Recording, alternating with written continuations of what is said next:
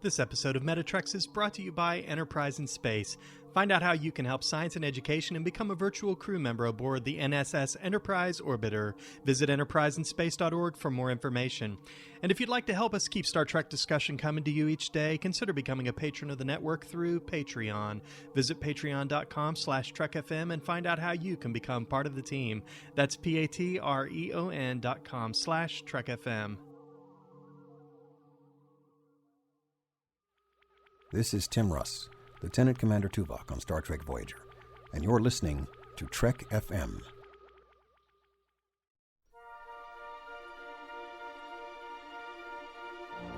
There's no greater challenge than the study of philosophy. My philosophy is that there is room for all philosophies on this station.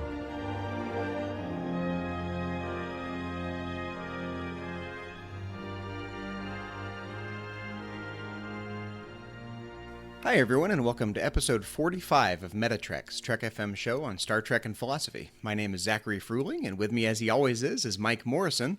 Today we'll be joined by our fellow Trek FM host, Aaron Harvey, Trek FM's art director and host of Saturday Morning Trek, Trek FM show on Star Trek in the 1970s.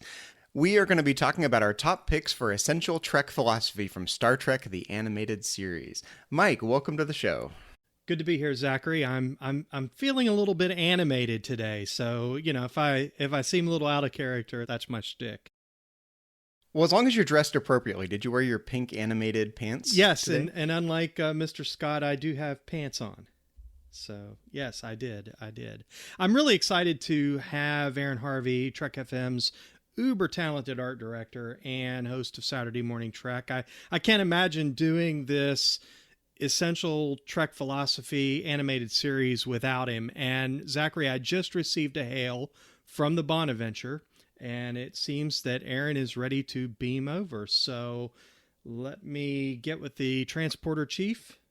Transporter chief, engage. Aaron, welcome to the Starship Theseus. We're so glad to have you join us today. Everything looks less colorful here. It's kind of interesting. Yeah, we need to get a better art director in here to spruce up the place. That's one of the reasons why you're here. We need some advice. But your Starship Delta looks very centered and symmetrical on your shirt. That's kind of a nice change. Well, if we were doing the animated series, the Saturday Morning Trek, we'd probably, it'd be a little bit larger, a little bit off center, but we got regulations around here and got to follow them. I got a kick out of that when I was rewatching the animated series. I've never really noticed how off centered they really. I mean, there's like a full 90 degrees at some point. Backward hands, missing pants, 3 hands sometimes. Yes, color changing faces, and we're not. And when you're talking 3 hands, we're not talking about Eric's either. No, I'm talking about Kirk. Yes. Actually, technically, it wasn't 3 hands. It was just that one of his pant legs was skin colored. Interesting. So it appeared to have 3 arms, or 3 hands, but yeah. Well, we were talking in the Turbo Lift, Aaron. You and I are relatively the same age, and this is the Trek that you and I grew up on, playing with Mego figures and watching the animated series and reruns of the original series on television in the early 1970s. Yeah, I had the Mego figures. The neighbors had the bridge set, which we were talking about. It was basically a cardboard box with sort of a plastic mural wrapped around it, depending on what play set you had. They would do the same thing for the $6 Million Man and the Bionic Woman and all of those. And then they would have some sort of plastic attachment. The bridge set had this sort of spinning kind of cylinder sort of thing that made it appear as if the person had beamed off the ship by just turning him around and hiding him. And yeah, no, I Star Trek, the animated series, was a big part of my childhood. It was the first live new Star Trek that I saw.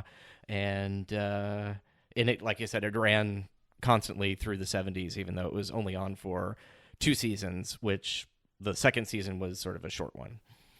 Yeah. I think 5 episodes. 6. Yep. Yeah. See, and I think I come from the exact opposite end of the spectrum where I was born in 1978, so I'm a few years younger than you guys. And so Star Trek, the animated series, was not on my radar at all growing up. I grew up on like Voltron and Transformers and the 1980s cartoons. I don't think I even, frankly, knew there was an animated series probably until my 20s. Well, you were even in the era where people said that it didn't exist, and there was virtually no way to prove that it did. Because it wasn't on videotape yet. It wasn't, you'd have to go to a library and find some sort of book on animation or something just to show that it was there, or an old TV guide. No Netflix, no YouTube. Nope. Yeah. So, recently I started rewatching the animated series, and I have a small confession to make. With everything on my plate going on right now, there's no chance I was going to watch the entire animated series to prepare for today. So that's my small confession. You didn't have 25 minutes to spare? Homework. You almost could watch the whole series in 25 minutes. We figured out like absolutely. 9 hours or something like that. But lately I don't get into animation lately much. Frankly, I just have so much in my mind. It's not on my radar right now. But I was really surprised how much I started to enjoy the animated series. There's this gestalt shift I had to make to really get in the mindset, to get in the 1970s-ness of it all, for lack of a better word. And I started to really enjoy it. So I'm looking forward to diving in and talking about our picks for Essential Trek philosophy. And I was also surprised how much philosophy I could find in the animated series, given that it's essentially a children's show from the 1970s. Yeah, I don't think you would find the same philosophical arguments or moral dilemmas that you would like in... you would find in like Scooby-Doo or I Dream of Jeannie or My Favorite Martian or basically any live-action show that they somehow translated and threw onto television or onto cartoons. But they one of the reasons it didn't do spectacularly in their rating system at the time was because they were only checking to see if children liked it. It was really popular with adults, and if it was a cartoon that was made today, it would be like the animated Star Wars or something like that, where both kids and adults would have watched it, and then it would have probably lasted longer. Yeah, I know when I first reached out to you about having you join us for this episode of Metatreks, I know you were kind of kidding back to me, and you said, "Hey, Mike, this is an animated series for children. I don't know if there's going to be a lot of philosophy in there, but in fact, I think it's rather rich, considering that it was a children's cartoon, a Saturday morning thing. As far as the production value, Filmation." It's not that great as far as the aesthetic looks of it. And we were joking about, Kirk and his three hands and, the uniforms. And there were a lot of things wrong with the animation as far as the production value of it. And the speed at which they cranked them out, too. Yeah. I think it was kind of amazing that they did get put together as fast as, they basically, I think, had 3 months. And of that 3 months, 3 weeks was animation or something to that effect. It was not a lot of time. There was a lot of writing time back and forth between Gene and Dorothy and the studio. So that said, I'm actually really impressed with the way they captured the gestalt of the original series, just being aboard the Enterprise. It really feels like an episode, of the original series. The sounds and the just the blinking lights. It feels like you're in Star Trek. And also, I think the fact that they were able to get the original actors to come and voice the characters, I think certainly lends to it. And I'm just really impressed at the way they were able to take a 24 minute program and tell a halfway decent story that does have an interestingly complex moral play or, a philosophical point that, that they're trying to make. Whatever the purpose is of the episode, I'm really surprised. Don't get me wrong, some of them are very light on content, but I'm really amazed at how much they were able to pack into them. And even now, here I am in my mid-40s, finding little tidbits of really interesting philosophical content. I think it's interesting that the 24-minute time frame, I think, caused them to focus some of their storytelling too, because there's, given a whole hour, you sometimes you get that extraneous stuff that just was not necessary to the plot and might have just drug it down, actually. So here, Zachary and Aaron, here's how Trek Essential Philosophy works here on Metatreks. Okay. What we've done, we've each selected 3. I actually came with 5, Aaron. I know you brought 5, but we've pared them down to 3 essentials based on their philosophical content. We haven't shared our list, so I don't know what your lists are. You don't know what mine is. And we're just going to kind of go roundtable style. We're going to share one of our top 3, and then we'll move on to, we'll go in the order of Aaron, Zachary, and then myself. And we'll each share an episode, explain, what we found interesting about it. We'll discuss it. It might pop up on somebody else's list, and that's great. But I think this will be an interesting discussion, and it'll give us a chance to, I think, really make a case. I hope at the end of the day we've made a case that the animated series really does have some content that's worth diving into and paying attention to. And we should say for our listeners who haven't listened to one of these Essential Trek Philosophy episodes of Metatrex before, that the goal for the discussion in Essential Trek Philosophy is not to have an in-depth discussion about every nuance of a particular episode. Many times in Metatrex, we try to do a deep dive into the philosophical issues. Here, when we're trying to hit on the philosophical highlights, if you wanted to pick up the animated series and watch 3 or 4 or 5 or 9 episodes to get the essential Trek philosophy from that, what are the places we would steer you to? So we're going to touch on the important topics, have some really quick discussion, but we're not going to have the deep dive that we do on most of our episodes of Metatrex. Indeed, but again, I think we want to make the case that for those folks out there who say the animated series is not Star Trek, and I know, Aaron, that's going to get you jazzed up. It does me. I think we can make a pretty good case that there's plenty of Star Trek here in the animated series. And the whole idea of it's canon, it's not canon, actually came down to a legal issue, which had nothing to do with whether they believed that the stories were actually part of the universe or not. It was just when TNG started, there was a whole who owns what sort of thing, and it turned out for a short period of time that one part didn't own TAS, so that's basically... Yeah, if you start talking about animated series not being canon, you're going to get Aaron's Vulcan blood boiling. Well, if you go look at every show after it, it has references to things like that. So it's especially Enterprise actually was had quite a few callbacks to the animated series. Yeah, indeed. And Star Trek 2009 kind of borrowed whole cloth, a whole chunk of that, and put it into the opening of the movie, Spock's childhood. Well, and as I've watched through the animated series again, I'm really surprised at the number of animated series shows that are remarkably familiar to Next Generation, even Voyager. I've picked up on some threads that were common in Voyager by watching the animated series.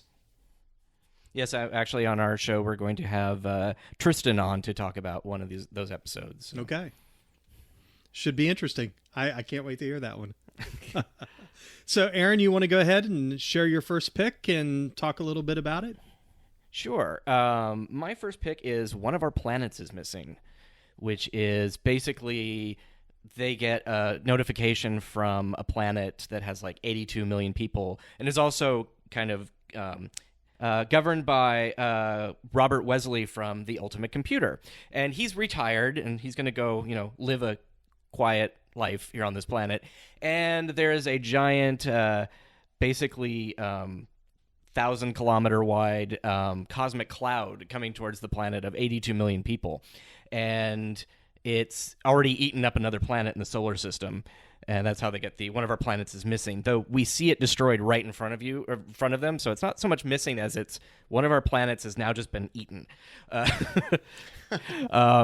So they are basically left with this moral conundrum of, do they, one, destroy the cloud, which they have learned is a creature. How smart it is, they don't really know. They do know it's alive. Or the other conundrum they have is, do they warn the people, these 82 million people on this planet? There's no way to get them all off. Do they tell them this giant thing is going to come and basically eat the planet and kill them? And, it's sort of that, do you tell somebody they have cancer because there's nothing you can do about it or not? And it's just, I always thought that was really interesting. They play up pretty nicely this dilemma in for a cartoon that, for children, that the only people they're going to be able to save are the children. So I guess that's something nice to hear if you're a kid. And especially on Saturday morning. Yeah. I mean, they basically, they wrestle with it, and they do finally, hey, these people deserve to know that they're going to meet their end. But that is kind of an interesting, I always thought that was, what do you do in that case? Like, would we want to know if an asteroid was going to destroy the planet? Yeah, this is something I haven't thought a lot about. I mean, what do you do in these kinds of situations where they're hopeless situations? You literally don't have the ability to make an impact. Do you beat your head against the wall and try to make an impact and save as many people as you can? Do you rush into the burning building or rush into the city on fire? Or do you just stand back and realize, be not fatalist, but, just accept the fate of things, that you just can't make an impact? And what do you do? It's an interesting dilemma. I mean, my gut reaction says, there's something virtuous about trying your best, even in a futile situation. But yeah. Well, and I think that is sort of the decision they did make, that, we know we can get the children off of the planet. So they were, shuttling them. I guess they have enough ships. They must have had them in orbit. And I think it was, I want to say like 15,000. I can't remember. I think they said the name, or the number. But it seemed like, for the amount of people that were on the planet, it seemed like a small amount of children. So it was, and then you have the alternate dilemma is, Spock is trying to communicate with this creature, and yes, they could destroy it. They did figure out a way to do that, but it's also alive too, so, and it kind of comes down to the needs of the many outweigh the needs of the few, but you got one that's gigantic, and it's like, it was, for a children's cartoon, I thought it was really interesting that they had so many, packed into this one episode, all these different choices that these people had to make.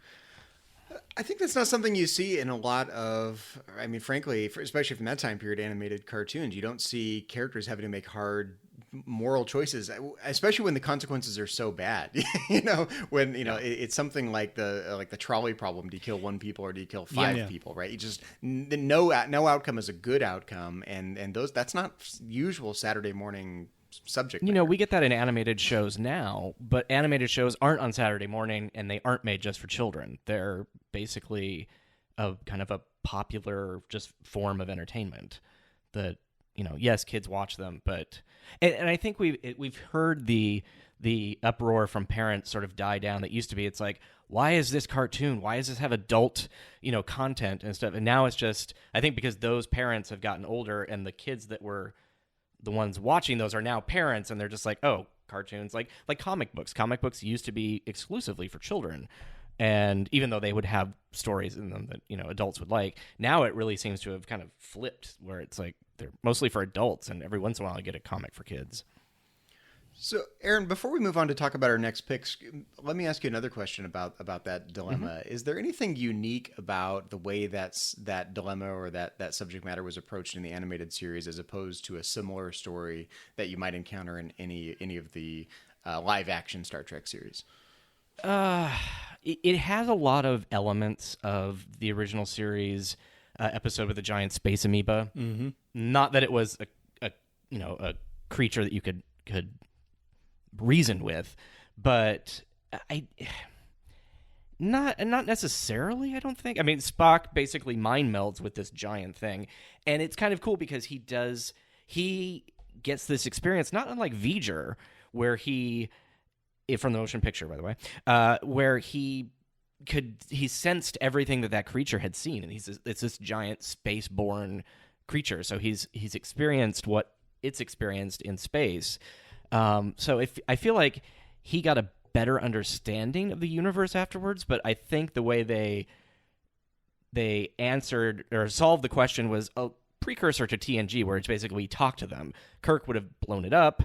The animated series, because it was on Saturday morning, it did have to take a more conversational track. So I think for the time it was unique, but overall Trek, it sort of almost felt like it set the tone for those sort of future encounters. Yeah, I love the scene where Spock is communicating with it, senses, we're inside you. For me, that was a game changer, and it felt a lot like, the creature itself felt a lot like the crystalline entity from TNG, where it it was so foreign, so alien that they just assumed that it was an it, when in fact, when Spock says, I've got this theory, I think the cloud's a living thing, it's alive.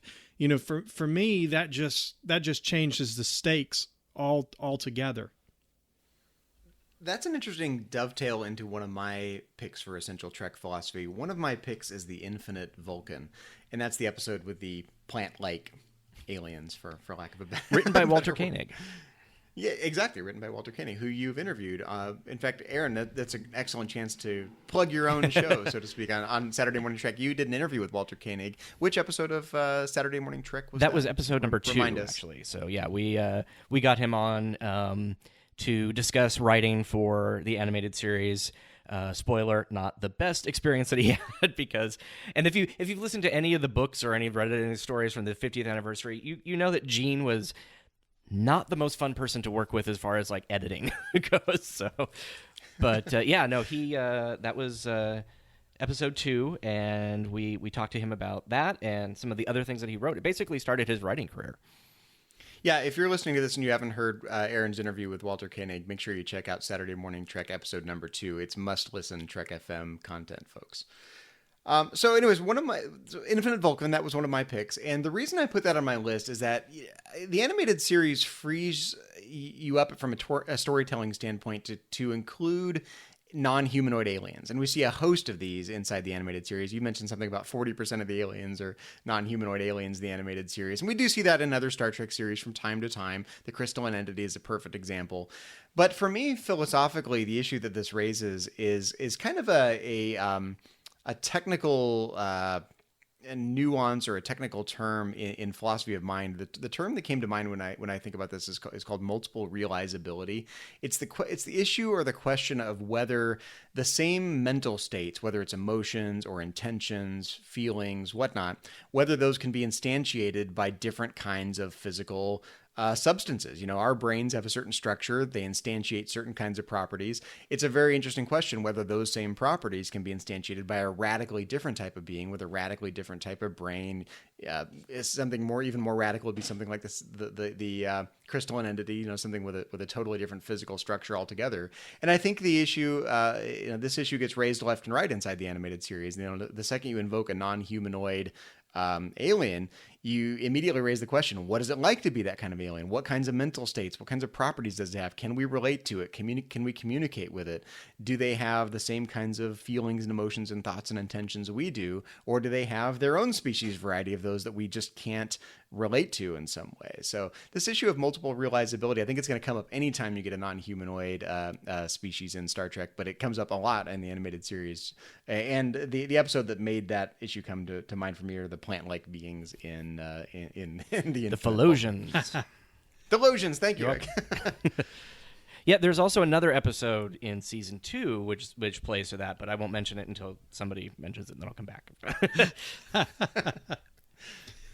Well, Zachary and Aaron, I chose for my first pick actually the very first episode of the animated series, Beyond the Farthest Star. I really like what they refer to as a symbiosis between this magnetic organism, this malevolent energy source, and the computer. I don't think it was really a symbiosis at all. I think it was very much similar to the way Dr. Ira Graves in Schizoid Man was able to transfer his consciousness into Data and then later on into the computer. So I find that very interesting, and I know, Zachary, that we're kind of delving into the idea of spooky dualism. What was the nature of this creature before? Is its consciousness now non-corporeal or non-connected, and the way it's able to put itself into a computer, the whole creepy way it kept saying "obey, obey." I found that rather comical, but there was something very, very creepy about this entity that was able to take over control of the Enterprise and really hold Kirk and his crew captive.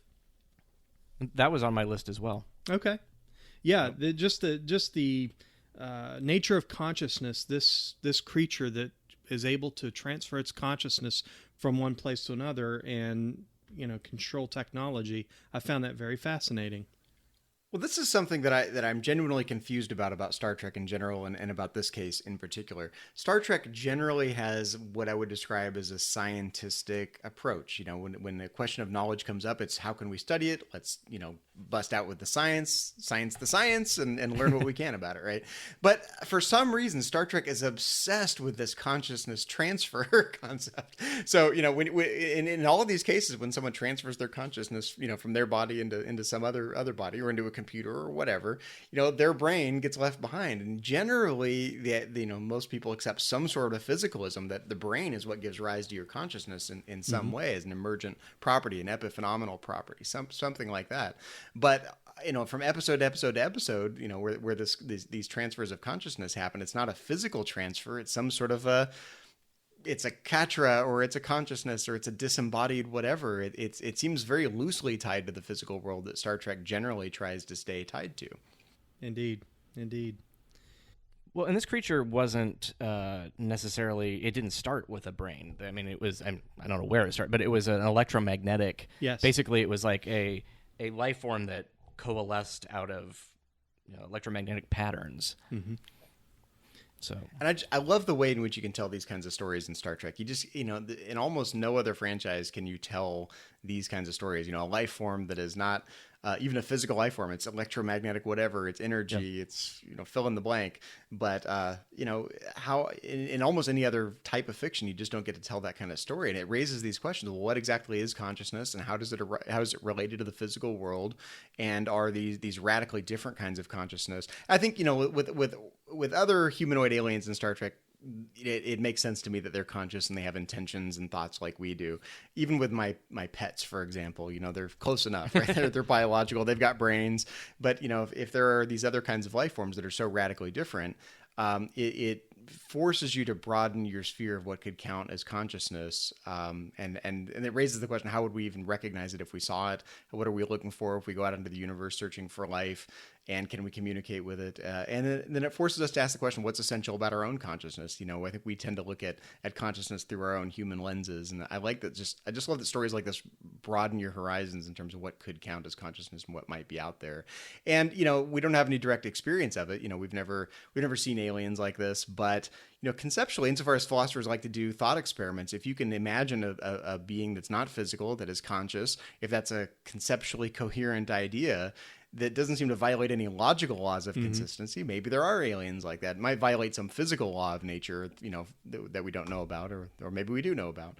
But it at least passes the criterion of logical consistency. I could imagine a being like that, and I can imagine it has conscious intentions, and how it might work from a physics or biology standpoint, I have no idea, but it seems to at least pass the criterion of logical consistency. Yeah, I agree with that. And the only thing that I really had a problem with in this entire episode, and again, just giving it, I think, the legitimacy that I think it deserves, I found the whole thing very fascinating, except the reference to the fact that, at least in Spock's mind, that there was some kind of symbiosis going on between the magnetic organism, they referred to it as, and the computer. It seems to me that the computer wasn't complicit in any type of relationship, as at least at this point in time, the computer's not sentient. So I don't really see a symbiosis there. More like this entity using technology basically for its own gain or own advantage.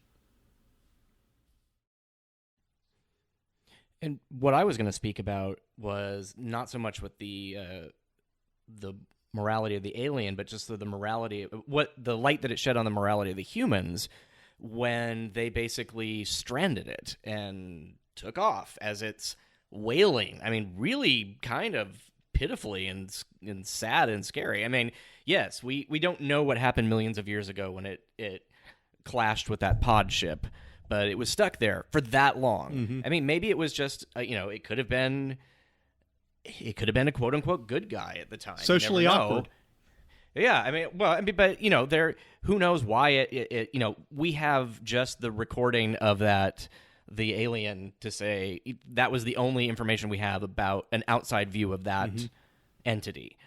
But, putting that aside, it's like, if you've been stranded for millions of years, I imagine you'd be a little crazy. I mean, it was just like, it would probably not be, a great situation. We don't know if that was sort of they only lived by themselves, or if they had more, other electromagnetic, it sort of reminds me a little bit of the creatures on Enterprise. There was an episode where they took over the bodies of Trip and T'Pol. And Observer effect, yeah.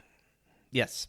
But it was just, I don't know. I just felt that had they had more time, or if they had thought about it a little bit, they would have done something like, we need, or they could have even had a throwaway line of, we need to send someone here to help rehabilitate this creature, or study or learn more about it or something. It was just sort of like, bye-bye. It was like, we just dropped you off on this plane.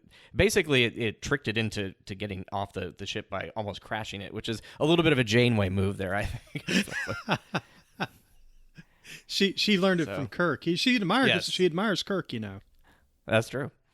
It does raise an interesting question. The thing that came to mind while you were talking was like Good Samaritan laws. What's our responsibility when people need help? Do we have an actual obligation in that situation, or are we perfectly fine in saying no, we're not going to get involved, and or we're gonna, in this case, we're gonna leave the alien where it is. We're not gonna be proactive.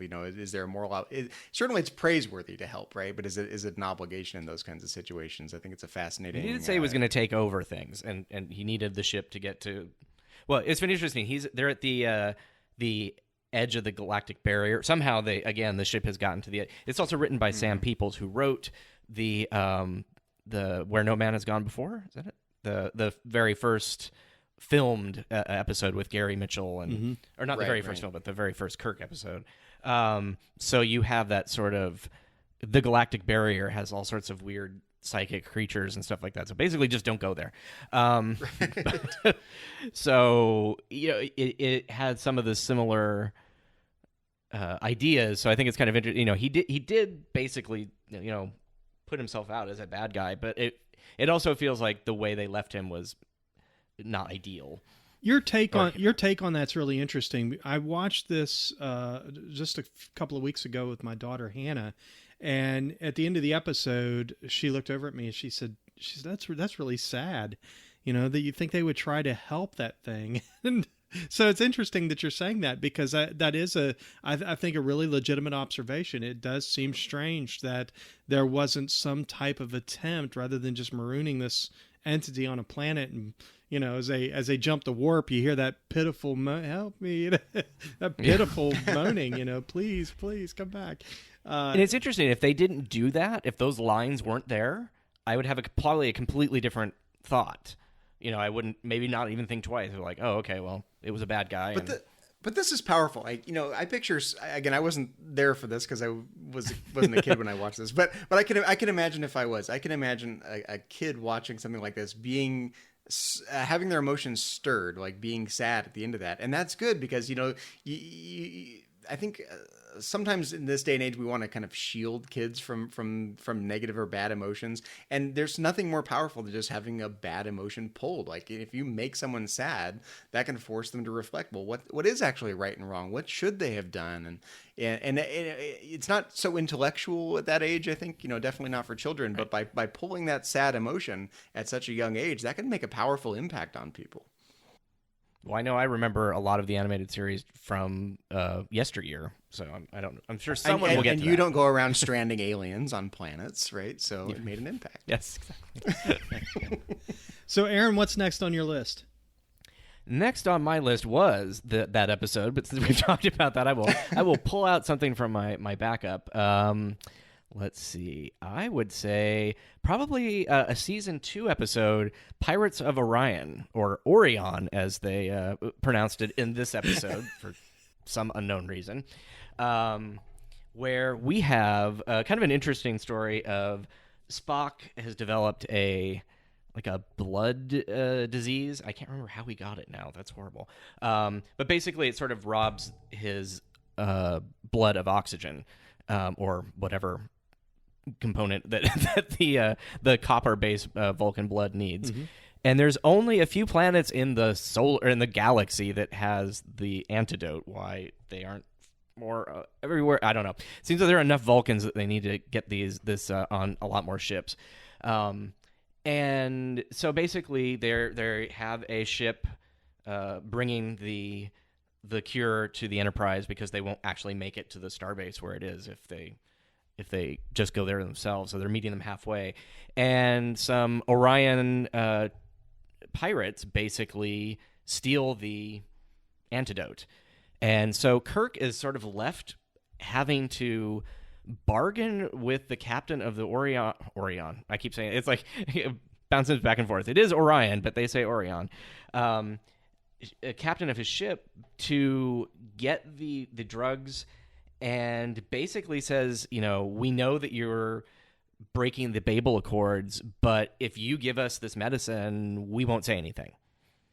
And I thought it was kind of interesting because this really feels, especially because Spock's involved, it is the needs of the one outweighs the needs of the many, because they're going to do this again to somebody else. They're going to cause possibly more people to die. Mm-hmm. We don't know what they're going to do in the future. It's like they really should be reported to the Federation, and they should lose their whatever their favored status, or I can't remember exactly how they phrase it. I don't think they're part of the Federation, but they had some sort of a pact with them. And it's kind of interesting because there's a lot of dense Star Trek mythology where they talk about Babel Accords and very specific things where if you're a kid, you're like, this is like watching C-SPAN. But and they ended up basically trading immunity from prosecution, which wasn't theirs to give, for this antidote. And it turns out that when Orion missions go wrong, they have to commit suicide. So there's many levels of things in there that you could talk about. But I thought it was kind of interesting that we know that Kirk does things for his crew that he wouldn't normally do, but it just, maybe he would have actually reported them after he got the medicine. I don't know. But it seemed that that was something pretty dense for a 70s cartoon TV show on Saturday mornings at 10 a.m. It's just like, so I don't know if children could actually wrap their head around it. What's interesting is this was written by the youngest writer of a Star Trek episode ever. He was 19. So he sent the script in, and when they aired, he got everybody in his college together, and they watched it in a big room. He said it was like a mini convention, so that was kind of cool. Yeah, and I wonder if Simon Pegg was inspired. There's a scene in this episode where Dr. McCoy is about to give Spock an injection, and he tells him, yes, it's not going to hurt exactly. a bit, Spock. And Spock says, an unnecessary assurance, Doctor, in addition to being untrue. I wonder it was if Simon... very similar. Yes, very, very similar. And of course, McCoy gets aggravated at Spock, and he says, it's the last time I waste my bedside manner on a Vulcan. And Spock says, such restraint would be welcome. There were great Spock and McCoy lines in this. This was the one where I really felt like they captured the original series really well. And I think it's kind of interesting, given that it was a fan that wrote it. Yeah. That it really had that, Apparently it was also one of the few scripts, I think, that Gene said that he had to do the least with. Oh, that's interesting. Yeah. What I think I love about the dilemma in this episode is that it seems a bit more sophisticated than dilemmas you get in other episodes. And a lot of times in Star Trek, even if they're good moral dilemmas, they're fairly simplistic moral dilemmas. You've got, do you save 1,000 people or let the one person die kind of dilemmas. This is a case of conflicting loyalties. You've got responsibility to the law, you've got legal responsibilities, you've got moral responsibilities to not trade with the Orions, you do all these bad things. You've got loyalty to your friend Spock. You've got your responsibility as ship's captain. This is just a case of very conflicting, overlapping loyalties where the Captain Kirk is pulled in multiple directions. And a lot of moral dilemmas are like that. You have conflicting responsibilities. And I think the deeper point is sometimes our values aren't consistent. They don't add up. We do have loyalties to this group or loyalties to that organization, loyalties to this moral situation, and if we put them together and look at them, in toto, they just don't add up, and that means that forces you as an individual to make hard choices. Which loyalty, which responsibility is going to be the most important for you in this situation, and you don't get to rely passively on the law or passively on moral codes or rules and regulations. It's up to the actor to decide. Actor in the sense of an agent. The actor. As a moral agent to just say, what am I going to do? Which of these values is most important to me right now in this situation? And I like that this dilemma forces the first person choice aspect of a moral dilemma. So Zachary, what's next on your list? Okay, so next on my list is The Survivor. And that is the episode where Carter Winston gets duplicated / I don't know. Ted Baxter. He's impersonated right. By a shape-shifting alien who's not Odo. It's something else, right? Whatever it is, Aaron, you're good at remembering the alien. Vendorian. Space squid. Thank you, Vendorian. I'm so bad at, it's partly because I just didn't grow up watching it. I have no ability to remember the details of what goes on inside the animated series. I feel terrible. Apparently, people who worked on the animated series don't have an ability to remember the details of the animated series. So don't worry. Okay, I'm not alone. I'm in good company then.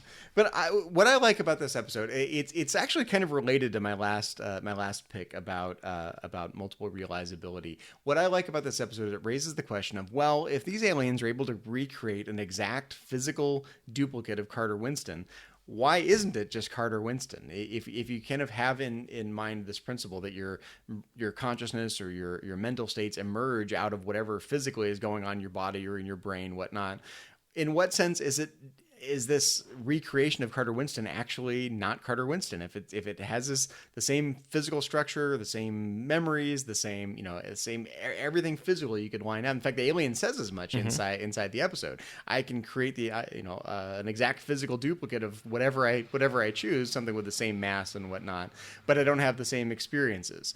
So what is going on there? If it's an exact physical duplicate, it seems like all the physical chemical storage of memories in the brain would be duplicated as well. So isn't it just Carter Winston? And why is it a different being? And any kind of like all the episodes of Star Trek with transporter accidents, like where William Riker is duplicated, it raises the same exact issues. Yeah. It's not a new issue, but I like that the animated series is dealing with it in a unique way. Well, his fiance seems to think that he might as well be Carter Winston. I mean, she her anyway. The ineffectual security officer. We had a very interesting conversation about this episode, though I do not remember the issue number, but it was one of the Women at Warp co-hosts was on with me, so it was Andy and I, so that was fun.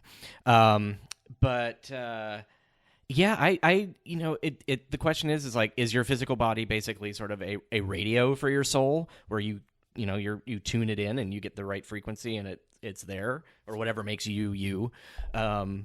Because he seems like the longer he stays Carter Winston, the more like it he becomes, because he did, go against the Romulan,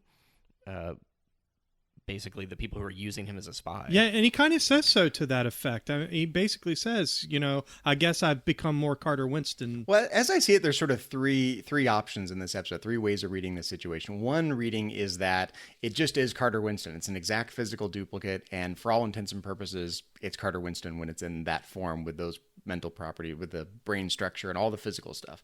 Another option is that, well, it's not like that at all, that there's something above and beyond the physical that defines someone's consciousness, something dualistic, more spiritual. It doesn't have to be spooky metaphysics, but something above and beyond the pure physical manifestation that defines consciousness.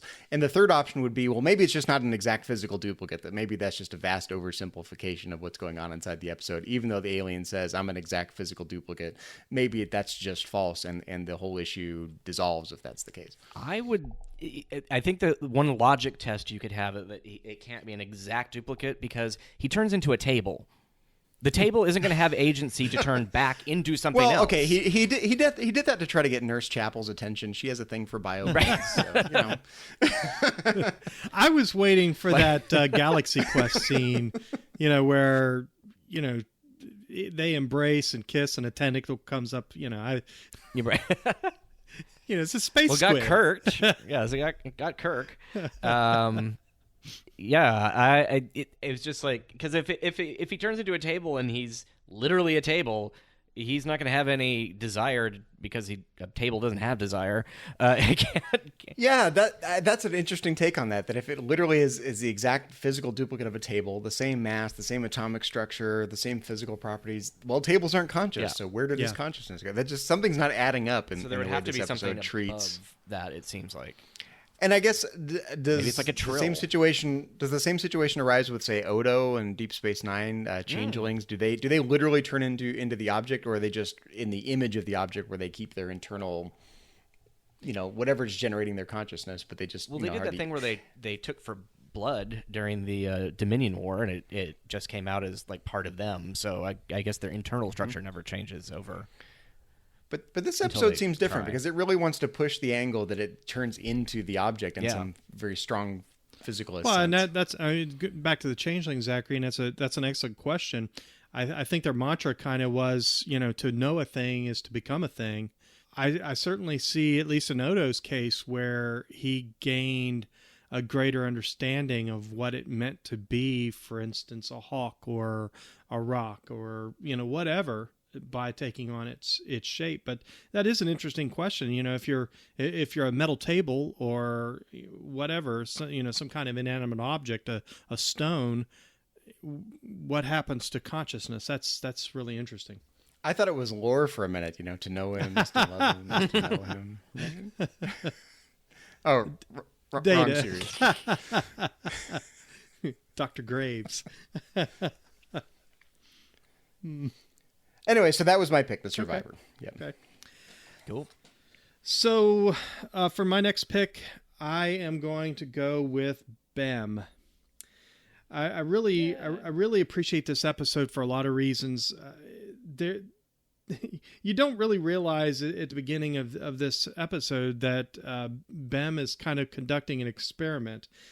But what I really appreciate about it is the fact that Bem is a colony creature. He has the ability to duplicate himself, and he keeps kind of interfering and creating these different sets of circumstances, almost trying to test. He says he's observing, but he keeps creating these situations that cause Kirk and Spock to react and make decisions, and he almost paints them in a corner to the point that they're if you're talking about consequentialist ethics, there are no best set of consequences that you can kind of shoot for. He's literally painted them into a corner, and then at the end of the episode, it kind of dovetails into this really interesting look at punishment.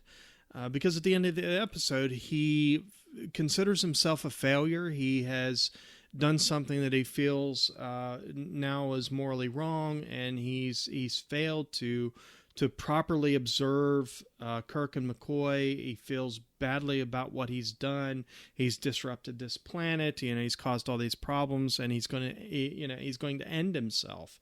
And I think that the writers did a really interesting job of kind of laying that scenario out in a way that isn't too heavy for young viewers. But, basically at the end, he's going to end himself. And there's this really fascinating conversation that happens at the end where, basically the question is asked, intelligent beings don't need to use revenge as a form of punishment. And here's the quote: "Punishment is necessary only where learning cannot occur without it."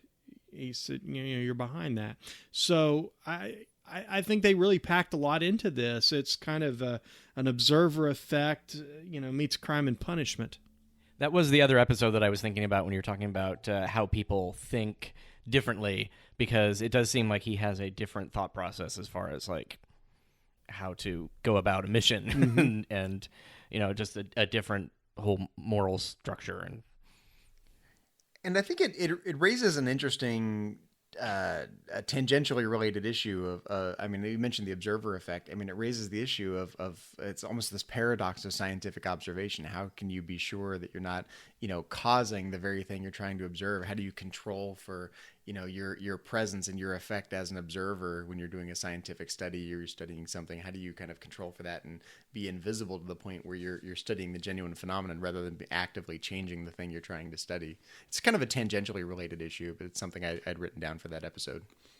And for, just totally unrelated to philosophy, for those folks who say that the animated series isn't canon, I do believe that this is the first time we hear James Kirk's middle name, Tiberius, which I think anyone will argue that's canon. And we also get the first holodeck. We get the first time that the Klingon cloaking device is mentioned. It's the first time we see torpedoes shot from the front part of a Klingon ship. There's a lot of things that get carried over that people don't really think about. Yeah, indeed. Well, let's see. Zachary, are you keeping score there? I think we've each covered 2. We're back to Right. Okay. I'm going to kind of cheat. I'm going to combine 2 into one because they have a similar plot, and they're also written by the same person. Once Upon a Planet and The Practical Joker. Which the Once Upon a Planet is a return to the Shore Leave planet from the original series, and they come back to the planet, and basically everything has kind of gone out of control because the caretaker that we saw has died, and they find his gravestone, which I guess that means that the computer that is running the place is the one who buried him. That one we never figured that out. We're like, okay. But basically the computer is really wanting to not do this anymore. It doesn't want to basically be it seems to has consciousness and is tired of helping basically fulfill everyone else's fantasies that have come to this planet, and they're he reads their minds and gives them what they like. And he also believes that the Enterprise is the slave ship, I think. To I don't know. It was a very, very odd idea of what he thought that the relationship between humans and computers were. And in The Practical Joker, the Enterprise goes through a cloud of stellar gases or something to try to avoid some Klingons, and the Enterprise computer basically becomes sentient. It becomes a practical joker, though. It's basically it makes the holodeck go crazy. We get our first holodeck malfunction episode ever, with the first time we see a holodeck ever. And in the end of that episode, they basically fly backwards through the cloud, which somehow, okay, this is where logic doesn't make any sense. It undoes whatever happened to the computer, but did they just destroy life? We don't know. So the reasons I picked these 2 as sort of one idea is this how they treat an artificial life form that was created by a humanoid race or humans themselves. And in Once Upon a Planet, they basically convinced this thing that no, being of service is good. You don't try and take over ships. You just stay here, and you can learn from other people by having them come here. And they convinced him rather quickly, or I say him just because the computer had a male voice, but that was interesting. And then you had the Enterprise, where clearly it was their own ship that was developing some kind of intelligence, and they're like, nope. And so they, in the Enterprise era, or the animated series era, I think there is some carryover from the original series that computers are scary. They can actually take over. You had the Forbin Project around that time in the 70s, which was the kind of the precursor to Skynet sort of thing, where it knew what was better for humans, so it took over the planet. And I just thought it was kind of interesting, the change in how Star Trek has dealt with artificial life forms through the years. We had, Measure of a Man from TNG. We had the episodes with the Doctor in Voyager. I can't remember the one episode where he wrote the book, and they basically had to decide if he was actually an author or a person, so they could. Is that author? Yeah. That would make sense. So I thought that was the way they treated this dilemma, this philosophical argument, was basically not to deal with it. Well, there's two related issues, right? The first issue is maybe the more fundamental issue because it starts the whole conversation. Is an artificial life form even possible, right? In the sense of a sentient artificial life form. Our brains, however they work, seem to give rise to consciousness, some sort of emergent property. So, one property of our brain, you might argue, is that it has the capability of manifesting these emergent things, consciousness, thoughts, feelings, intentions. Are duotronic computers the kinds of things that can do that? Are positronic brains the kinds of things that can do that? Are holograms, holographic algorithms, are those the kinds of things that can do that? Obviously we don't know because we have no experience with this, right? But what's intriguing to me about consciousness, framed in this term, is that the emergence of consciousness is something surprising and novel. It's not something that is, you don't sort of look into the brain and go, oh, there's some neurons here. Oh, that's going to be conscious. It seems to be, it's something so complex. You put it together in a certain kind of way that we don't fully understand yet, and we get consciousness out of it. So are these other kind of life forms the kinds of things that can do that? And not every philosopher has agreed with this. Like there's a well-known philosopher of mine named John Searle over in Berkeley who thinks that consciousness is a property of brains, that, other kinds of physical systems just don't give rise to consciousness. That's why we never see any of them. And he can't prove that, but all the only evidence we have is brain consciousness, right? So we have good reason to be skeptical that that's even possible. So, but that discussion aside, then there's the question of what's our moral responsibility to that kind of being. Assuming a new kind of life form did emerge, if the enterprise computer becomes consciousness, do we need to have like a free enterprise movement, picketing, free the enterprise computer, free the enterprise computer? Do we have some moral responsibility for its development, for its growth, for its protection, for its edification, for its education, right? What are our responsibilities? Protection. You can go down the list. Do we have actual responsibilities? We seem to have, as people, as fellow sentient humans, and in Star Trek by extension, other humanoid life forms that are sentient, or even non-humanoid life forms that are sentient, we have some sort of obligation in a Kantian sense, like, oh, you're a rational, conscious being like I am, and so I respect your autonomy and your free will and your rights and whatnot. But if we start broadening the sphere of what counts as life and the type of consciousness, do we have the same kind of obligation to those other kinds of life forms because they have the same kinds of properties? They're autonomous and self-aware and have rights and I don't think that's an obvious question. You have to take kind of a Kantian take on it, that the thing that conveys those rights and those responsibilities is the self-awareness, the sense of autonomy or free will that those beings have. And that's why we don't think that tables or rocks or chairs, and unless it's Carter Winston, right? have rights and responsibilities, and we have obligations to them. So what exactly are those properties that convey our moral obligation? And I think Kant would say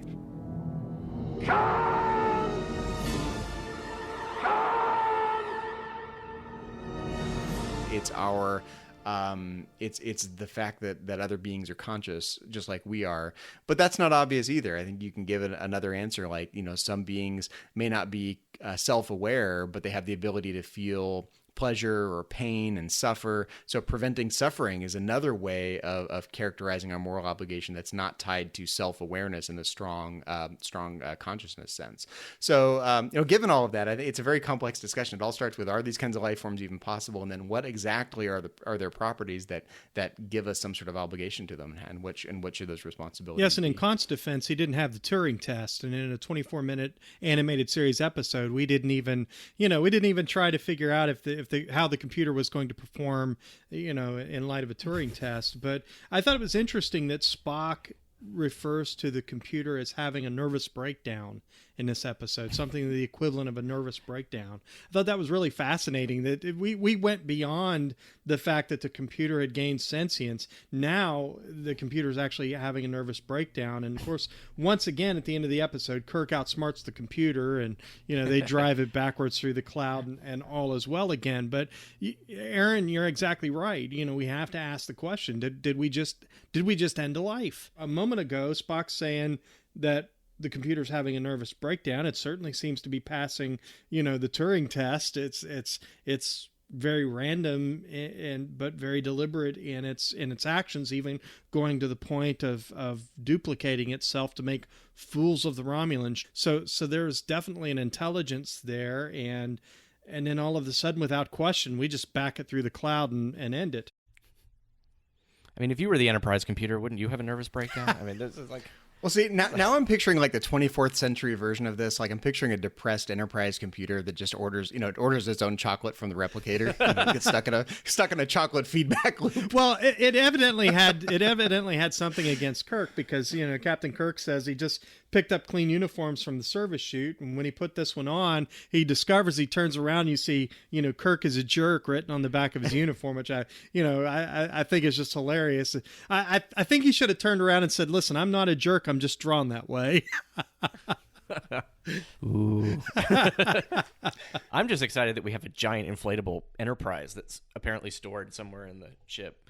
That's great, and frankly, I think every ship after that should have had one standard issue. So do you think in their training to be counselors, ship's counselors have to learn how to counsel a depressed computer or a computer having a nervous breakdown? Is this part of their training? That is actually interesting, though, because this is the part that Esri Dax didn't get training on when he finished her training, right? We do seem to run into as computers get more and more complicated, even if they aren't actually alive, you still might need that kind of training. I mean, that's kind of interesting. Talk a computer off the ledge. It happens very frequently in the Star Trek universe, so I would imagine it would be just another day on the Enterprise. Well, just another day on the Enterprise. And I think that's one of the things I never gave Pulaski a hard time about was Data's a thing, blah blah blah. It's like everyone's like no. Well, we say no because we're the audience that knows this, because the show has told us. The show has told us it's a sentient life form. And we basically have gone along with that. But if you're, a person on a ship and you show up and you're the person, over you in command, the second or third in command of the ship or whatever, is essentially something that is less lifelike than the holodeck as far as the way it interacts with you and the emotions it has. It's like, yeah, I would be a little leery. I mean, I wouldn't necessarily say, okay, a person who we think is a little crazy because he kind of spirited himself away to a planet, built this robot. Oh, okay, yeah, it's real. It's sentient. It has life. Like, no, that doesn't make any sense. Right. Like in a realistic... I think you're hitting on something. There should be... I think our position should be one of skepticism, right? I mean, the holodeck, like you said, is a very good simulation. It seems to manifest all kinds of interesting higher level behavior. But generally, other than characters like the Doctor, right, Doctor's kind of like Data in this regard. We're just told that he's sentient, and we have to learn it a little bit in the first season of Voyager. But generally, we kind of take it for granted. But all the other characters in the Star Trek are just automatons in one way or another. So why, when the computer starts to go haywire, is in the position of just a screw's loose on the computer? Why do we immediately go to this place of, maybe it's a new life form, maybe it's consciousness, maybe it's intelligent now, maybe we have moral responsibility to it? Where are the people going, this is nuts? It's just a thing. Yeah, well, even in TNG though, it's like when they said that about the exocomps, they were like, no, that's crazy. It's like, why is that crazy? It's just like there seems to be a weird double standard. It's like, and the fact that he's the only robot that seems to be sentient in all of Starfleet and all of everything that they come across, that also casts doubt on the fact that, is he really sentient? Just like, okay, I don't know. It seems either that there is more out there that we just don't know about, or, I know we've kind of gotten off track of the animated series, but, it basically seems like in Kirk's time, we did actually run across a lot more of these sort intelligent machines, dilemmas and creatures and people or robots that were more people-like than robot. Mm-hmm. So I guess I want to ask the same question I asked before. Is there anything unique to the way this is done in the animated series? We've made connections to other Star Trek series and other intelligent computer scenarios, but does the animated series add something in particular to the discussion that you don't get in the other episodes from other series?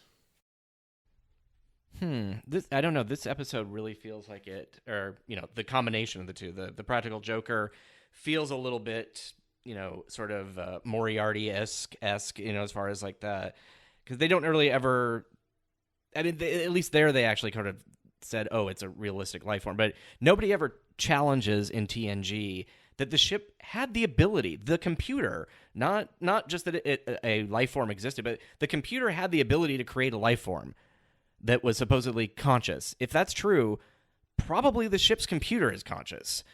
But it seems like every Starship crew just is blithely unaware or consciously unaware, or tries to not think about that the computer you do all of these things might actually have a will of its own. It might have a some type of consciousness, at least. Maybe not an emergent consciousness, but Well, Mike asked the hard question. So is disconnecting the intelligent computer a form of murder? If we were on the Once Upon a Planet and they, blew up the computer, the computer that read people's minds and seemed to have had, we would probably consider that murder. But when it was a ship that the computer was designed by humans at Starfleet, it seemed like that was more of an accident, and it was just like fixing a problem.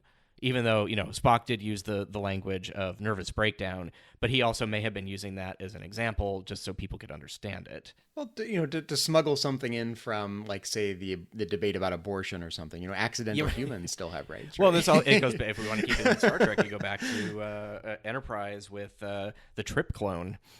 There's Tuvix. Or Tuvix, yeah. Tuvix, which was sort of, absolutely. I think, hinted at a little bit in Beyond when they joked about McCoy and Spock being merged together. That would be a bad idea or whatever. Yeah. And I guess what I love is I don't think we're going to settle any of these issues, like we say many times in Metatrex, that Star Trek is better at raising issues than actually resolving them.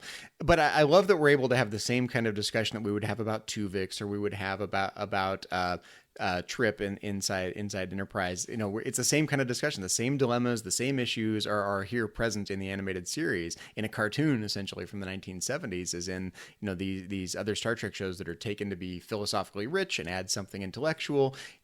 The animated series just doesn't get enough credit because it raises the exact same issues as we're pointing out. Well, Zachary, you asked the question: Does this episode of the animated series add anything new that the other series, haven't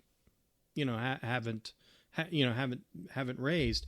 And the point that I want to make here is, in many ways, and the Practical Joker was on my list as well. Sorry, Aaron, and no, don't be sorry. That's kind of the fun part of this whole sort of experiment that we do when we do our essentials, is to see what episodes we agree on and what episodes we find differences with. But with Practical Joker, I felt that there were a lot of elements of some great TOS episodes. Like I said, at the end of this episode, the Practical Joker, Kirk once again outsmarts the computer. So we've seen him do that 3 other times in the original series. So in that regard, this feels like a TOS episode. But in many ways, this does really. This is kind of a foreshadowing of great episodes like Tuvix, like Similitude, and certainly, or even Data's Day. Data's Day. I'm thinking about when Enterprise D gained sentience, and and the holodeck was used in that episode as well. Very similar to kind of what we're seeing happen here in the Practical Joker, and this precedes the Next Generation. This precedes Voyager. This precedes Deep Space Nine. This precedes Enterprise. So really, in this case, I think the animated series very much kind of wrote the book on these types of storylines. So Zachary, as I said, the Practical Joker was on my list as well. So that's 3 for me, and I believe you have one more pick. So my last pick is Albatross. And that episode, if you recall, that's the one where McCoy is charged with mass murder as a result of inoculations that he did 19 years in the past. And I love this episode because it raises these questions of medical ethics and medical responsibility. How liable are you for things that are outside your control? If there's unintended consequences of a good action that you did, are you liable for all those future consequences? Are there things like statutes of limitations on your actions? and so on. So I don't have any deep thoughts on this, but I think it raises a host of interesting medical ethics and philosophy of law questions about responsibility, moral responsibility, legal responsibility, and any special responsibilities of a physician, and to what extent they can be held accountable for things that are beyond their control. And I think in general, any physician is going to deal with this all the time. You take an action that you think is the best course of action, a whole host of unintended consequences can occur as a result of your actions as a physician. Are you liable for all the negative consequences that ensue, regardless of how good your intentions were? His brain is gone. What did I lose you No, guys? not at all. Wow. Crickets. Sorry. I was just listening to it. So it was like kind of like. Well, I'm Aaron, also I was actually kind of thinking of you because you have an artificial heart, right? not an artificial heart. Not an artificial replacement. I mean, not an artificial. You have Yes. you have a replacement heart. Yes. There's a whole host of negative certified consequences. pre-owned heart. There's a whole host of negative consequences that can ensue from that. True. And so it's an interesting question. Is the physician liable for any of those things that could occur? It's kind of interesting. This isn't exactly the same, but I had a friend who I knew through work. I let him know that I was going on the heart transplant list, and it turned out that my doctor was the same doctor that his father had. His father didn't make it. This person could no longer be my friend. I just basically lost them as a friend. He could not deal with the fact that this doctor, and he was actually even more upset when he found out that I survived. It was like, okay, that's, I don't think he was mad at me for surviving, but he was mad that his father didn't, it's like, and it was, the surgeon that did my surgery was one of the more notable heart transplant doctors, which I just sort of lucked into actually getting. My case was sort of unique because of my background. It was a congenital heart defect, and I had basically every time I go to the doctor, they're like, well, that's interesting. We've never seen that before. I'm like, of course not. So my surgery was different because I didn't have like the right plumbing to put it all in, and it was anyway. So yeah, it's kind of a hard question, and it's interesting too because it actually does have some relevance today because it feels like it also has a little bit of the vaccination story, about if we vaccinate kids, what if there's some sort of other side effect? Although majority of scientists believe there aren't. So there's all sorts of things you can talk about with that. Are we gonna go around and start rounding up pediatricians for vaccinating now? Right? Right. Yeah. I know certain people would like that. There are certain. I don't know. It's just I'm so close to having this sort of thing happen. It's like I find it hard to want to blame doctors for things, but at the same time, I've also been lucky not to be on the receiving end of something horrible happening. I mean, I have had issues, I won't say they're all pleasant. Like when I was in the hospital, there were a couple things that was just like, if I wasn't on top of my own health as well as I was, could have been bigger issues. And it's kind of interesting. The different types of patients that you encounter, some are like, I don't want to know anything about what you're doing. You're a doctor. You're essentially a god of some kind, and you better do it right. And don't inform me at all unless, then when they find out something's wrong, it's, well, if you had paid attention, maybe you would have, known that this drug shouldn't have been administered, or that wasn't, when they heard it, I don't know. It's just. Yeah.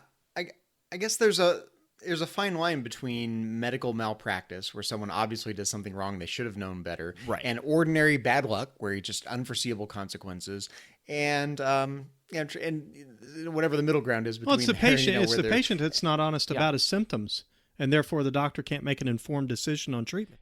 They call it the practice of medicine for a reason. It's not. I mean, yes, it is a science, but it's still an evolving one, and it's always difficult when the consequences is a person, something related to quality of life, or even their life itself. It's and this is frankly, I think, where regulation comes into play. Right, this is why we have processes and documentation and oversight, and that those are designed to keep these kinds of situations at bay by forcing people to go through a certain process that tries to limit the unintended bad consequences, or limit the cases of malpractice. But in a case like this, where I'm thinking of the episode, 19 years, that's a long time. I mean, that's radically unforeseeable consequences. Even if, even if he was responsible for it, Right. In the sense that, I don't know, it's just it didn't turn out to be his fault.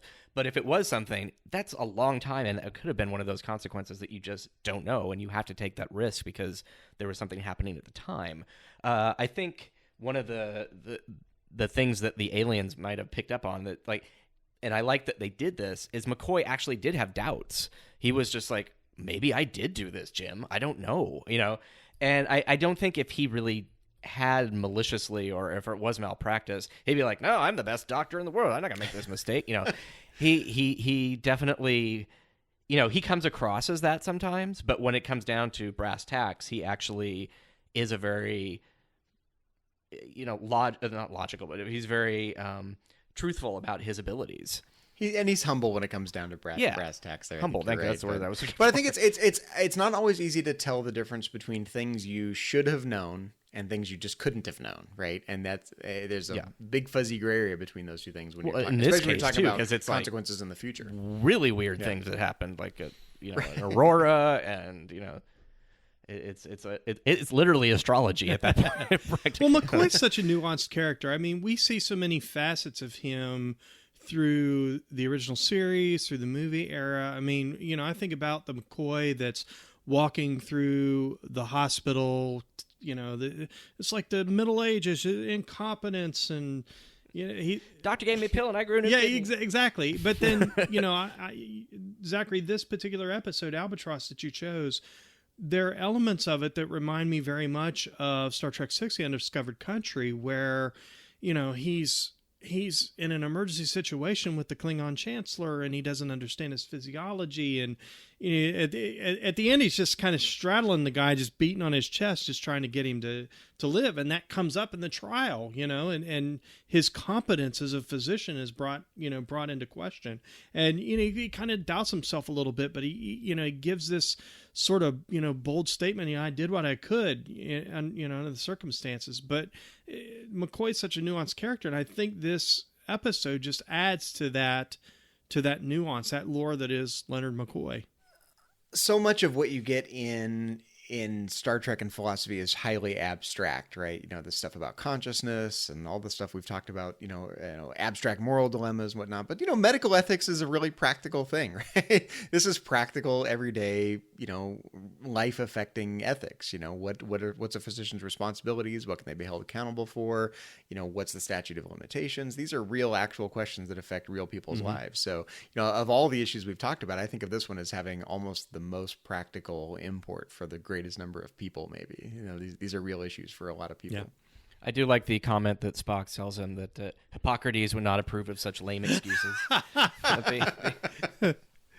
When Bones is talking about, like, I think when it's like, if I'm not going to dispense the vitamins to the crew or something like that. And it's like, Jim, if I'm ever in jail again, don't send that Vulcan to release me. Just let me rot.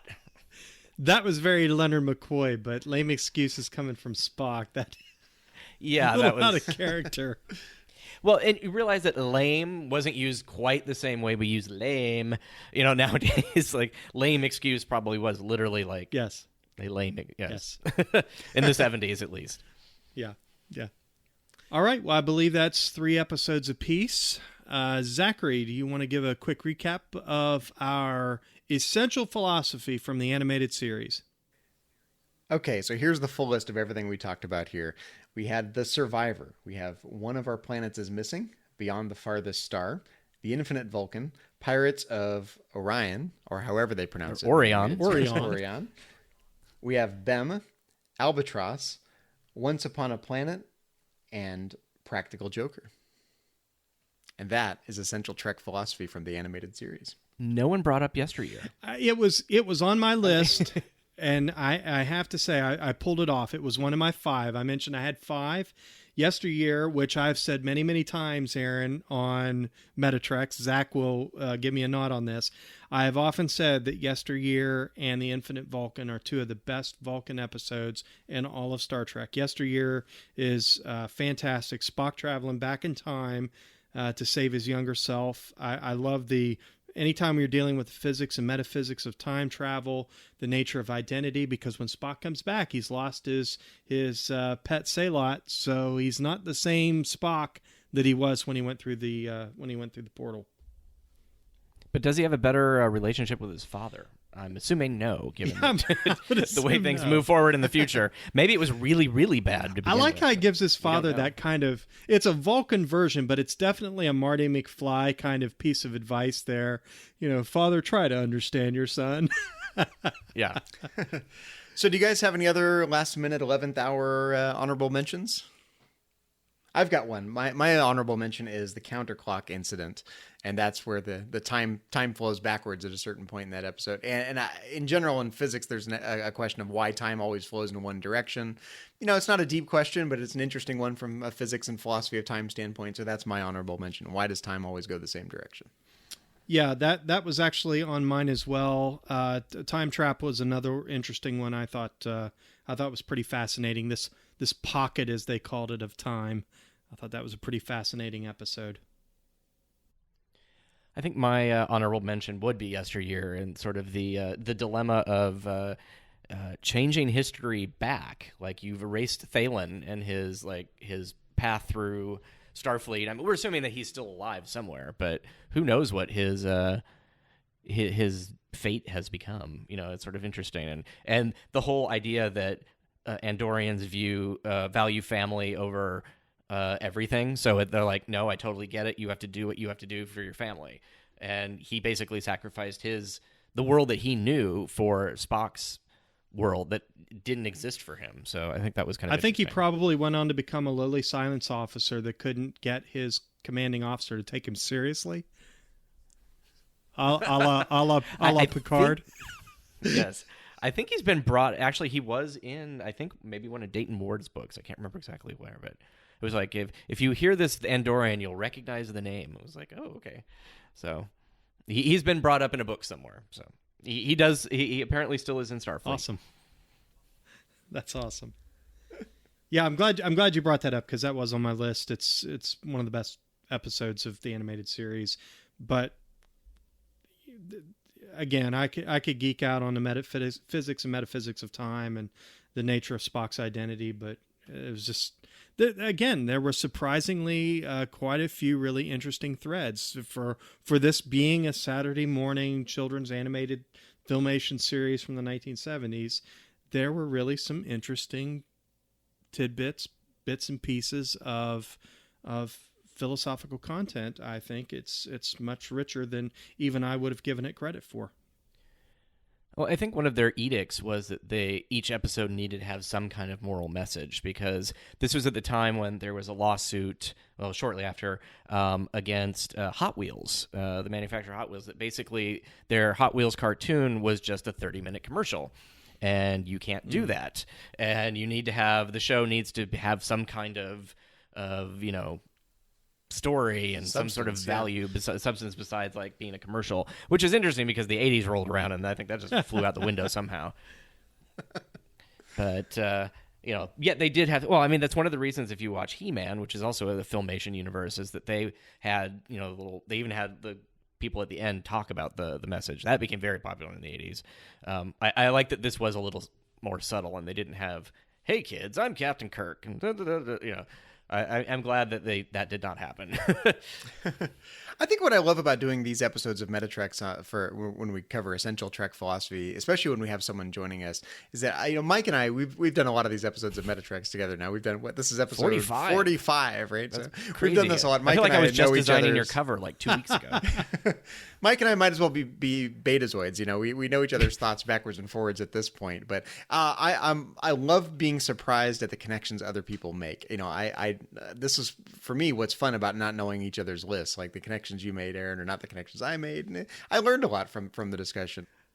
Again, it's been so great having Aaron Harvey, Trek FM's art director and host of Saturday Morning Trek. Aaron, I can't imagine having this conversation without you being a part of it. It's been great having you here on the Starship Theseus. Do you want to tell our listeners where they can find you around the network and on the interwebs? Sure. Thank you so much first for having me. I appreciate it. One of the reasons you can normally find me on Saturday Morning Trek, but I'm in the process of moving. And if you could see my room, it's just surrounded with boxes and stuff everywhere. So we're in a little bit of a pause right now, but you can normally find us there. Go back and check over the back catalog. We do not have quite as many episodes as you because there aren't quite as many episodes of the animated series, but we've got some great interviews. We're slowly going to be working into the other movies that were not made in the 70s, and then into the television show that wasn't made in the 70s, and then finally into the movie that actually was made in the 70s. But you can also find me on Twitter at GeekFilter, and I've been on there a lot more lately. And you can find me in the Babel Conference, Trek FM's user Facebook group.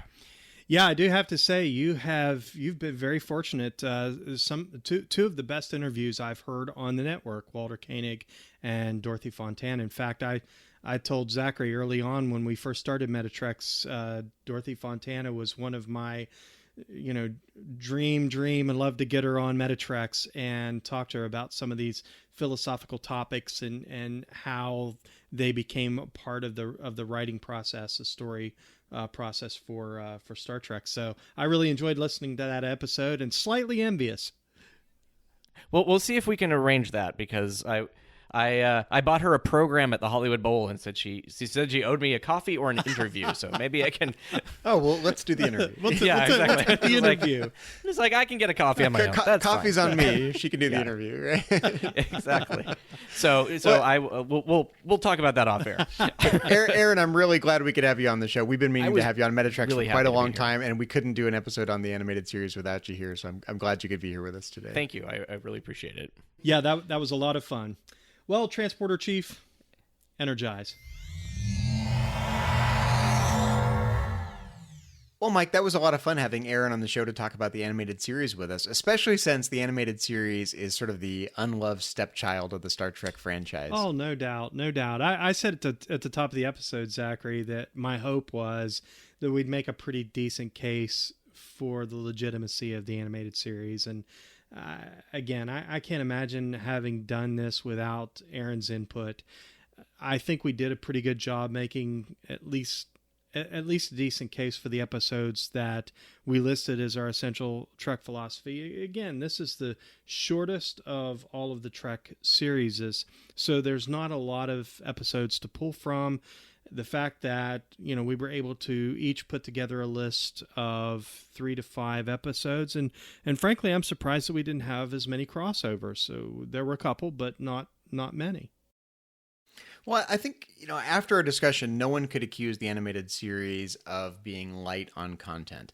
It touches on at least 8 or 9 deep philosophical issues that we talked about today. That said, it is still a cartoon. It's an animated series. It's a Saturday morning, children's viewing experience from the 1970s.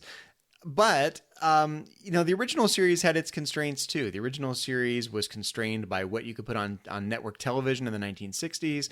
These are just different constraints. It's still Star Trek. It still touches on interesting issues. It's still adventure. It's still the characters we love. It touches on any number of different issues in metaphysics and ethics and on all the things we talked about today. But it has constraints. It has to be 23 minutes long, and it's animated. And I think a lot of the things that give the show a bad rap are because of those constraints. But those constraints also empower the storytellers to get right down to the core issues. What exactly is the dilemma? What exactly is the idea at play here? And the animated series does that remarkably well. And if you haven't watched it from that perspective, we definitely recommend giving it a viewing, watching it with these philosophical ideas and concepts in mind.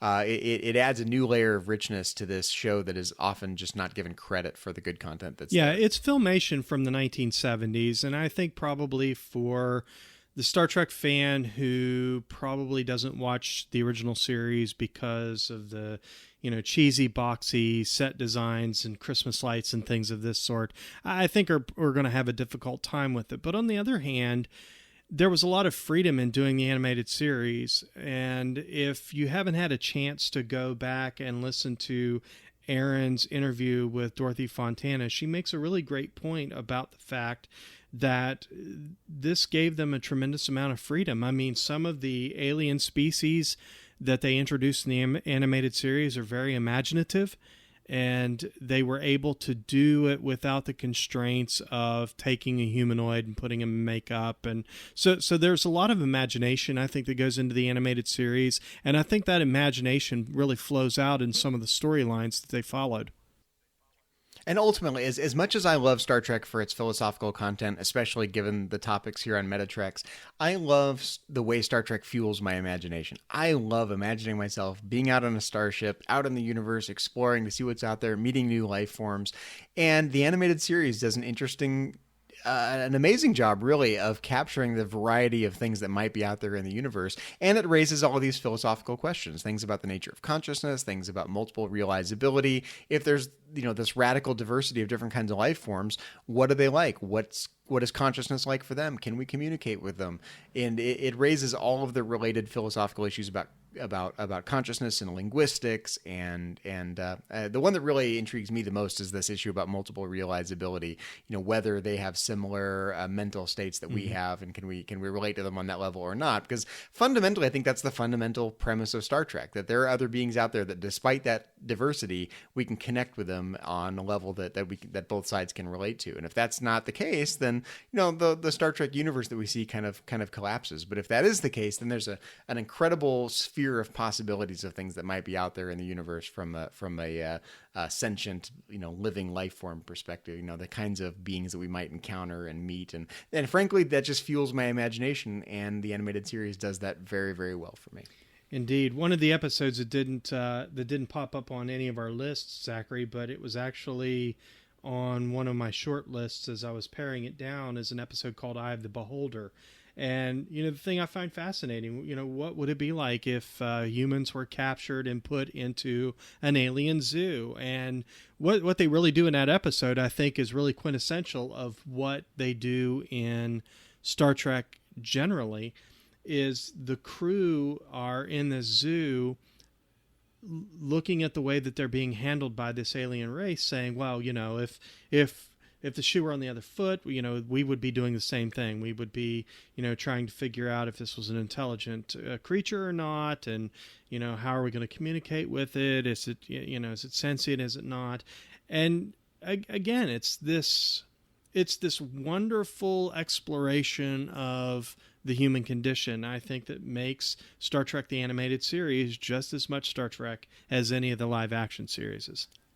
Well, Mike, you asked a question that I think is really interesting. You phrased a question just a second ago using the prefix "what if," and so many of these episodes from the animated series kind of start with a wacky premise. What if humans are in a zoo? What if fill in the blank, right?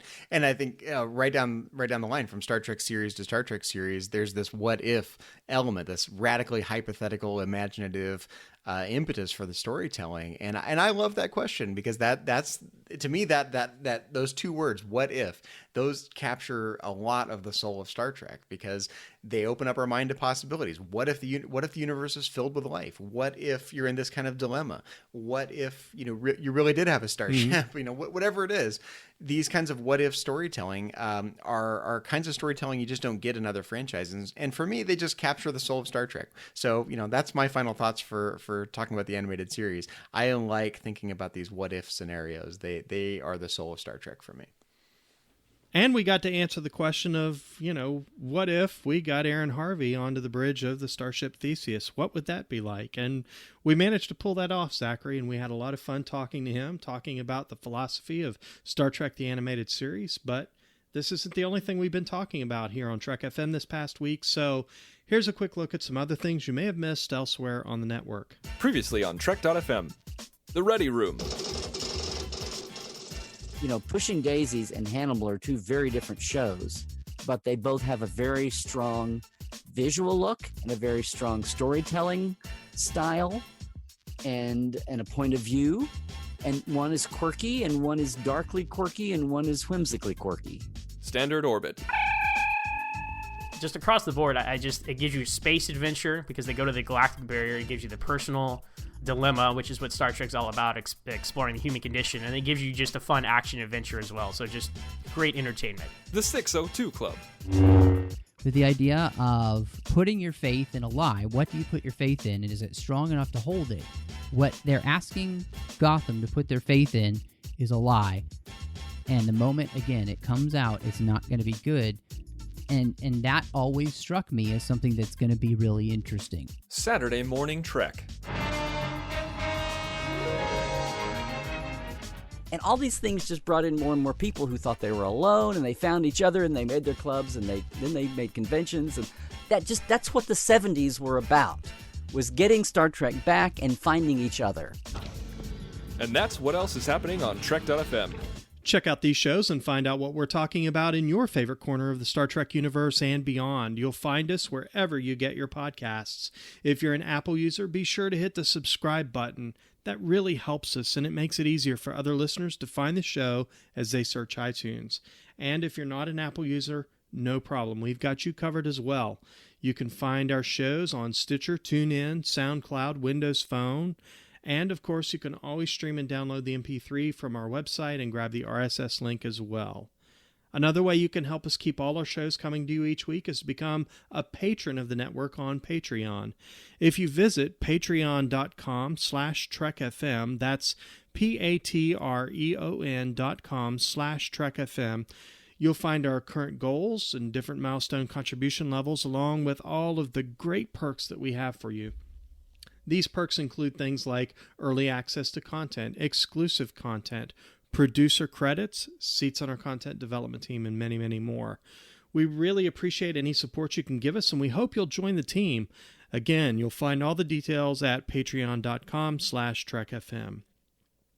And don't forget to check out Enterprise in Space, a project of the nonprofit National Space Society that will design and launch an 8-foot orbiter and return the craft to Earth. The NSS Enterprise Orbiter will carry more than 100 student-designed science experiments into space, and you can help make it happen. Visit enterpriseinspace.org to find out more and to get your seat on the mission. If you'd like to contact us with feedback or suggestions for the show, or to send us your thoughts on anything we discussed on this episode of Metatreks, you can contact us in several different ways. You can contact us via a form. Just go to trek.fm/contact. If you'd like to leave us a voicemail, you can look in the sidebar on our show page on the Trek FM website, or go to speakpipe.com/TrekFM. On Twitter, you can find us. Our Twitter handle is @TrekFM. On Facebook, you can find us at facebook.com/TrekFM, and find us in the Babel Conference. The Babel Conference is Trek FM's listeners-only discussion group. Just type Babel, that's Babel, into the search field on Facebook, and it'll come right up.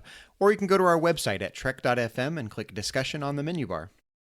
And Zachary, I want to mention also our Redbubble store. Our Redbubble store is still active. You just go to TrekFM/store, and that'll take you to our Redbubble store, where you'll find all of the wonderful Trek FM merch that you've been wanting. It's just about holiday shopping season. Be a perfect opportunity for you to run in there and grab that Trek fan in your life. Fantastic Word Bubble shirt, or shirt with our Trek FM logo. You can get it on phone covers, mugs, cups, you name it. It's all there at our Redbubble store. Just go to trek.fm/store. And you can find some amazing designs from some guy named Darren Harvey. Imagine that. Zachary, we also want to invite our listeners to leave a rating and review of Metatreks on iTunes. We'd love to hear your feedback and suggestions for the show. So, Zachary, when you're not flying around the universe impersonating Carter Winston, where can our listeners find you on Trek FM and around the interwebs? Well, you can find me in the Babel Conference, Trek FM's listeners-only discussion group, if you want to talk about Star Trek and philosophy with me there. And you can also find me on Twitter. My handle is just my name, @Zachary Fruhling. That's Zachary, Z-A-C-H-A-R-Y, and Fruhling, F-R-U-H-L-I-N-G. And Mike, when you are not making cooing noises at your pink tribble, where can people find you on the Trek FM network and around the interwebs these days? Well, Zachary, you can always find me around Facebook. That's where I'm most active, certainly in the Babel Conference. On Twitter, my handle is @CMichael1701. I'm also on Instagram, CMichael1701. Zachary, we'd also like to take a moment to acknowledge the rest of the Metatreks team from around the network. Specifically, we'd like to thank C. Brian Jones, founder and publisher of Trek FM, our executive producers, Charlene Schmidt, Matthew Rushing, and Ken Tripp. Aaron Harvey, our art director, and our production manager, Richard Marquez. I'd also like to give a special shout out to our 2 associate producers, without whom we could not do this podcast. Patrick Devlin. You can connect with Patrick at Magic Drop 5. And Kay Elizabeth Janeway. You can contact her through Twitter at Choco Weeble. Well, thanks everyone for listening to Metatreks, a Star Trek philosophy podcast. Until next time, when we will once again boldly go where no philosophers have gone before.